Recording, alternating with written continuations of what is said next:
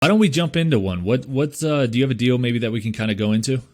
Yeah, so I think the one that we were kicking around pre-recording here was this 27-unit portfolio deal that I did up in New Hampshire.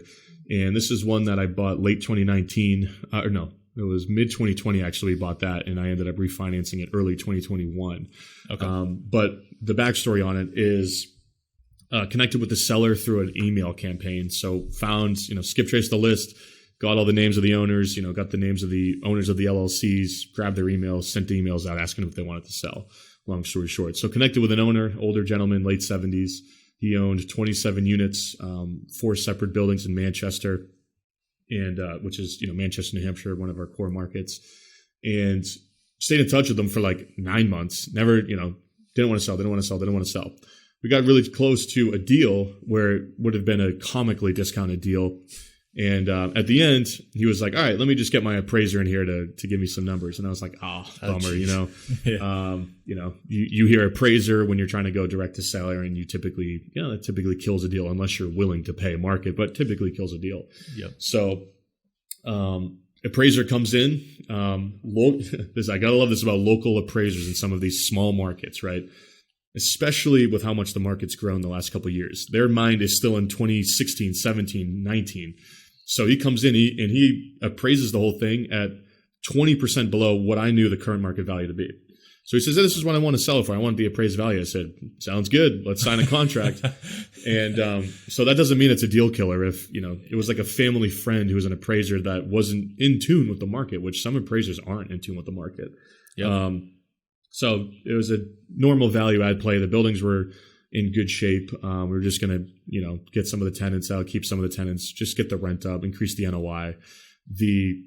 What was interesting about this deal, and I'll talk about how we financially structured it in a bit, was one of the main reasons the seller was really looking to sell was he had a terrible relationship with his management company, which wasn't even a company. It was just a guy, right? A guy with a snowplow. And the guy was stealing from him. He didn't do a good job collecting their rents. He under rented the units. A lot of these tenants were paying $700-800 a month for $1,300 to $1,400 a month apartments, like very much below market. Wow. And while we were under contract, he basically had a complete freak out. He was a very quirky, interesting old guy, as a lot of these older sellers are. And he wanted to cancel the deal because he was like, screw it. I'm going to hold them. I want, whatever. I can't even stand this for just a second. I got to fire this management company and I'm just going to, let's cancel the deal. I got to get a new management company to manage this while we're under contract. And I was kind of confused as to what his objection was or what his issue was. But basically, he didn't even want his management company to manage it while he was under contract. And he wanted to push the closings out into the next year for tax purposes. So he had like 3 months of time between the two. And that was like a big thing. He had to close the next year. He just didn't want to close that same year. So we were at the point where we were like, he's not going to, he was calling his attorney and it was becoming a bit of a mess. Yeah. So I said to him, hey, tell you what, we'll manage these properties for you at cost for the next 3 months. And to get him out of his property manager relationship, because I was very worried that he was going to cancel the deal and all. He said, I just got to find another management company. We'll sign a deal. I was afraid that there was an alternative where he was going to go sell him to somebody else for more than what we had him under contract for. So long story short, that's how we got that deal done with him, is we managed his properties for him before we bought them at cost, at our management cost. And, it added a little bit of expense to our end, but we still closed the deals and they're, grand slam deal.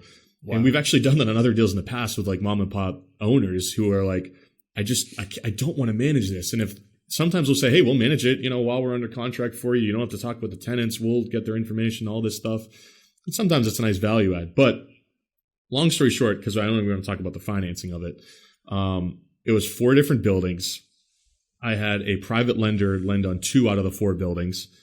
Gave right around 80% loan to cost, loan to the purchase price. On the other 2, I had bridge debt, so they were basically lending on both the purchase and the renovations, because those are the 2 that needed a little bit more work. And they were doing 80% of cost, so 80% of purchase price and 80% of our rehab budget. And so across the portfolio, I had to roughly bring 20% down. However, I structured the deal on the front end to where the overall aggregate purchase price was around $2 million. I actually wrote the contract for $2.2 million with a $200,000 seller credit. So basically, he's making the same amount of money. He didn't care. He's like, so long as I net the same, it's whatever. So in aggregate, I had a roughly 20% I need to bring down. I had $200,000 in seller credit. We went through, inspections. One of the buildings had a big furnace issue, so we got a little bit more in the seller credit. And by the time we got to closing, I only really needed to bring $180,000 to close the whole thing. Wow. And I got a HELOC from another property I owned for I think it was $110 that I closed with. And it was roughly about a 12-month HELOC. So I brought $70,000 to buy a $2 million portfolio. And, wow. We refinanced it in 9 months at 3.2 and paid. Oh my gosh. Paid all of it back. And we didn't even put that much money in. So it was just a silly deal, a crazy good deal. Yeah. But, we leveraged private money financing and bridge debt to put less down. Yeah. And we combined that with a seller credit to reduce our cash out of pocket. And then we also, I guess I did. I also got a credit from, not a credit, but a line of credit from another property that I had. So I leveraged another building I had that had a little bit of equity. I went to my lender and, we had a good relationship. I said, hey, give me a line of credit up to 82.5%, something like that of value. And she was like, yeah, that's fine. We can do that. Wow. And I negotiated. I said, I'll pay you a little bit more in interest. I think I was paying 7% on it versus something lower. Yeah. But that's fine. Wow. It's, lower my cost of capital. So yeah, all these different levers you can pull to get into some of these big deals with minimal cash. No, that's insane. And I kind of want to talk a little bit more into how much when you first purchased it. Well, obviously, sorry, my head's spinning because there's so many parts of this deal, and it was that's insane. And that's like a home run right there because you're leveraging all your other properties and everything. So, first off, the main success is the main thing to take away is your property management took over the property, so you had everything pretty much running like a well-oiled machine. By the time you closed, everything was fine. It was seamless, and there wasn't many, distractions, anything like that, getting everything over to your property management. So that, in itself is extremely valuable just to have that. But when you say you financed, you took two private lending and then two bridge loans, correct? Was that all in one loan, or was that four? It's 4 different loans. So we basically bought. I had one LLC that was the buyer of each property. And when I refinanced it, I put them into their own LLCs. But at the time, it was easier to just buy them all with one. Yeah. And we had 4 separate closing statements, right? Gotcha. So we had one with one lender, another with another lender. So basically, I brought 4 checks to closing, right? It was 4 distinctly different deals, but we were closing them all on the same day at the same time. And, that was the goal, right? Because I could have gotten bridged it on the whole thing, but the bridge terms were slightly worse than the private money terms I was getting. And I just had a private lender that was bugging me to lend on something. He's like, I got this money, I want to lend it. So it was more I wanted to, sometimes you got to appease an investor, get them into a deal, even if it doesn't make sense to preserve a future relationship. So exactly, there's a combination of a couple of different things. Yeah. And then how did you took that seller financing, which obviously takes away from your down payment. How did that apply to the 4 properties? So basically, he was like, I want $2 million for all of them, right? That was his number. He didn't really divvy it up.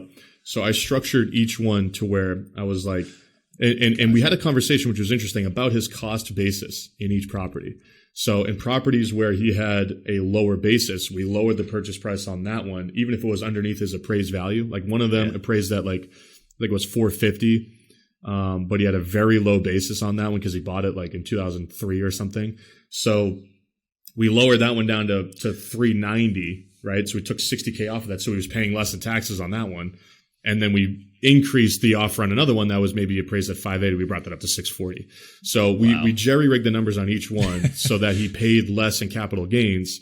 And it's funny is at the end of the day, I think it all kind of evens out. But at the time, he was like, I'm going to get slammed in taxes on this one and blah, blah, blah. Wow. So something that we were talking about on this deal that we didn't end up doing, but is something that I'm going to start considering on future deals. And I'm actually in talks with a friend of mine whose property I'm thinking about buying, where we're going to talk about this. Is I said, hey, we can put together this LLC and I will keep you in as a partner on, we'll partner on the purchase of your properties, because he was so worried about the taxes. I said, all right, well, come in. You can be a partner in the LLC that buys it. And if I were to do this, I would have raised the capital. So I would have said, hey, we'll take our general partnership equity. I'll cut you in as a deal finder, source or whatever. You don't have to manage it. You don't have to sign on the debt. You don't have to personally guarantee anything. You're not involved at all.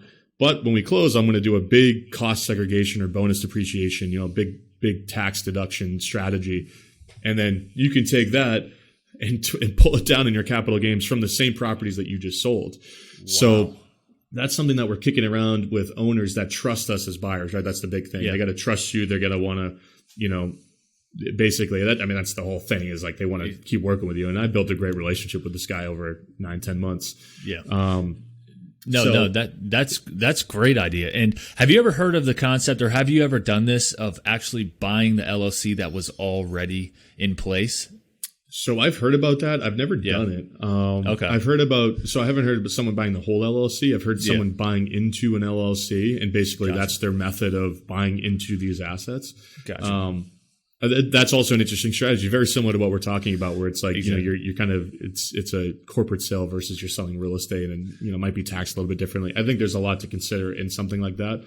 But yeah, certainly an interesting strategy. I just personally haven't utilized it.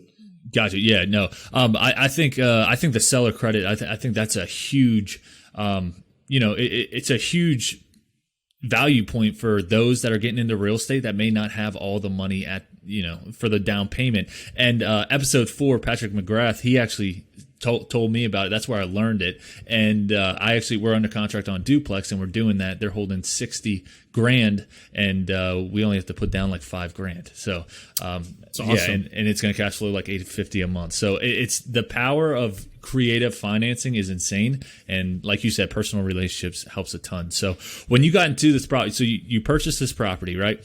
What did you do to the property to raise the value?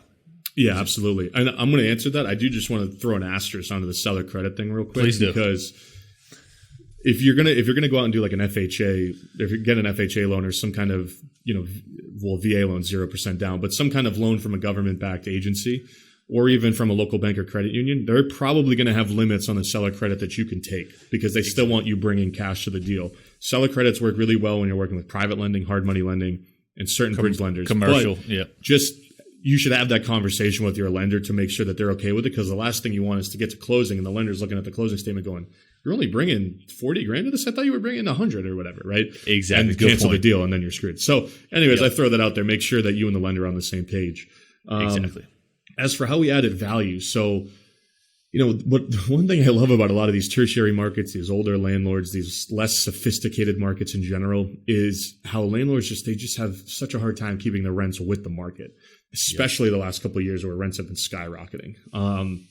We were doing deals where a guy put a tenant in 2011, where, this deal was an example of one of them, put him in at 2011 at $800, got him to $900 over the next 9 years. And now the rent's $1,400. And you're just like, and they just don't know, right? Because one thing that mom and pop landlords are afraid of, that investors shouldn't be overly afraid of, you should still be afraid of it, but is vacancy. Like they're so hell bent on having no vacancy that they just don't risk raising the rent on tenants because they're afraid of that. When in reality, vacancy, you don't want it, right? You typically want to keep your buildings full, but a healthy portfolio doesn't operate at 100% vacancy.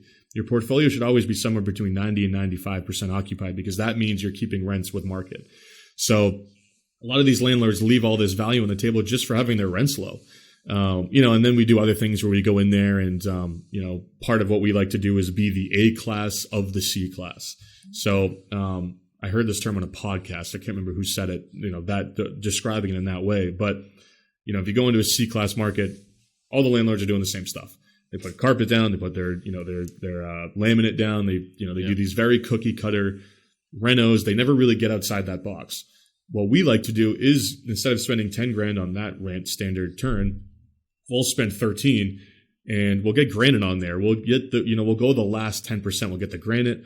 We'll do USB outlets for electronic, we'll put USB power outlets in. We'll change the hardware on all the cabinets. We'll paint the cabinets. We'll go that little extra. And we find the ROI we get, maybe we're doing 1,300 with a regular turn, but we get 1,360 with our little extra, right? If you're spending $3,000 to get another $60 a month in rent, that's a ton of value if you're a 5+ unit commercial multifamily. So, exactly. That was my next question. And there's a market for them. There's people that want to live in nice apartments. Just because they're a C class tenant doesn't mean that they don't want to live in a nice place.